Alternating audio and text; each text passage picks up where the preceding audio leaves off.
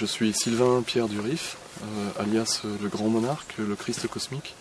Donc je suis connu depuis fin 2012 à Buguerache pour être passé devant toutes les télés du monde entier, les journaux aussi. Alors on me qualifie d'homme vert puisque je suis en lien avec l'énergie de Merlin, donc Merlin l'Enchanteur, pour accomplir cette mission. Il était à peu près 9h du soir et j'étais pas endormi, je vais m'endormir. Et à un moment donné, je vois apparaître des singes et des serpents sur mon lit, et puis il y en avait partout. Ils dansaient dans tous les sens, j'étais comme dans Mowgli en fait. Et vous savez ce qu'a répondu ma mère? Je vous le donne dans le mille.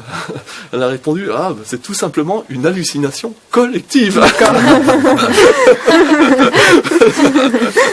Donc les druides de Brocéliande que j'ai rencontrés en forêt de Brocéliande, à Pimpon, en Bretagne, m'ont dit qu'ils me connaissaient. Ils m'ont dit, mais t'es le seul homme sur la planète en fait qui peut trouver et ouvrir la porte de la Nouvelle Agartha.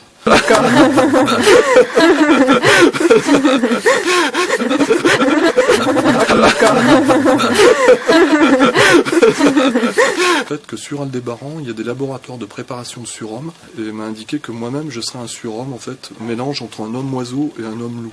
Et depuis cette grotte, en fait, j'ai demandé dans l'énergie aux deux clans, donc les loups-garous et les vampires, de venir à ma rencontre pour sceller un pacte d'eux. J'ai inventé l'invention Elvita qui va remplacer l'Internet, donc un système de communication en transparence, estimé 150 millions d'euros pour vous dire. Donc et ça appartient à l'humanité. On a un millionnaire devant nous. Donc, non, mais façon de parler. En potentiel. Voilà, cette invention, je l'ai donnée à l'humanité. Vous l'avez donnée ? J'ai arrêté de la protéger. Donc ça veut dire qu'elle appartient à l'humanité, en fait, maintenant. Pour désigner... étoile. Serait-ce le bruit d'un vaisseau? On est à Rennes-le-Château. Ces généraux voulaient me recruter en fait en 2008.